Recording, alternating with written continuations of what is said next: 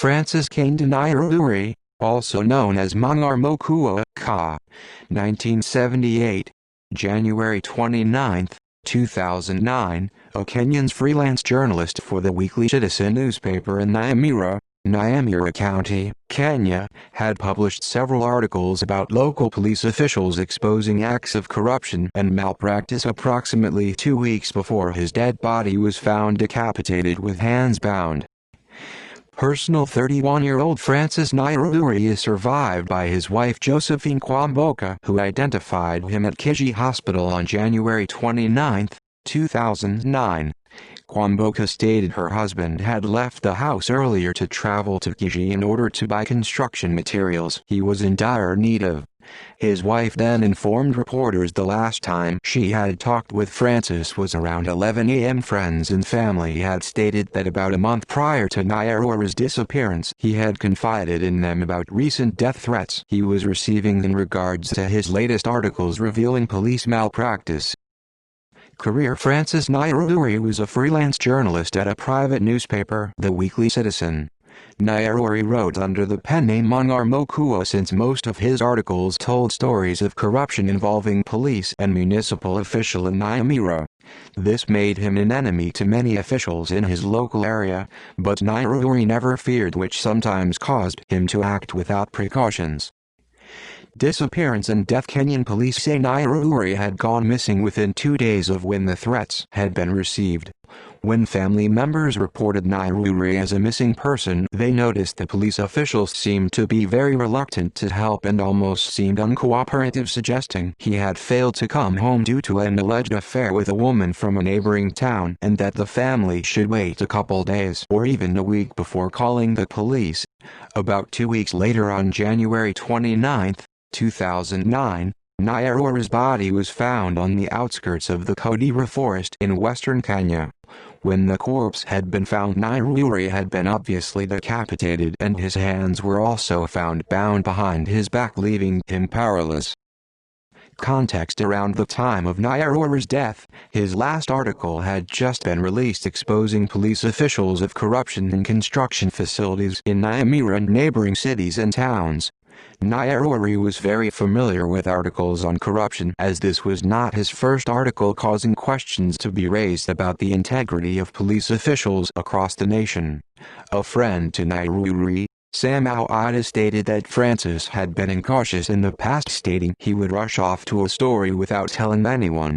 Nyauri's last article stating high-ranking officials were conspiring to defraud the public of millions of shillings through a police housing project. Nyauri was known for he dealt with intimidation, and which made reporting on issues of corruption involving government officials a bit easier.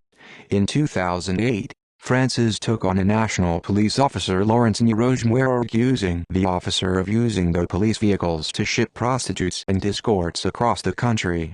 Peter Nyauri, Nyauri's father, admits that after this article his son had been threatened multiple times, forcing him to go into hiding for several weeks. In recent articles, Nyauri is seen accusing Nyauri, the same officer from his 2008 articles, of corruption and an extortion racket on construction projects. Even though Nyauri had written his latest article under his pen name, threats were allegedly being made almost immediately following. After many investigations that included an overview of law documents and interviews with people directly intertwined with the case, evidence was found showing that high-ranked officials participated in an enormous effort to obstruct the investigation of Nyauri's murder. Attorney General Amos Wako states, "There is a strong suspicion that police officers could have executed the deceased." Many officials believe that members of a local municipal gang, Sungu, were involved. They originated as a community security task force, but with time, Sungu quickly became criminal and murderous. There was a Kenyan journalist, Sam Ida, whose reports had helped expose and mostly publicize Nyauri's case, and his unsolved murder started to receive threatening phone calls, and the caller explained he would share the same fate as Nyauri if he kept reporting. Ida was also one of the first people to uncover Nyauri's body in the Kodira forest. The Committee to Protect Journalists, CPJ, provided Awaida with protection after Awaida explained that the caller claimed to be part of the local militia Sungu Sungu, and after confirming Awaida was the reporter said they were on to him. These phone calls forced Sam Awaida to go into hiding for several weeks. Impact Nyauri was one of 48 journalists killed in 2011, according to the Committee to Protect Journalists. Reactions Reporters Without Borders said it was shocked by the murder of Nyauri, found dumped in the forest. We would like above all to express our deep sympathy to the victim's family, Reporters Without Borders said.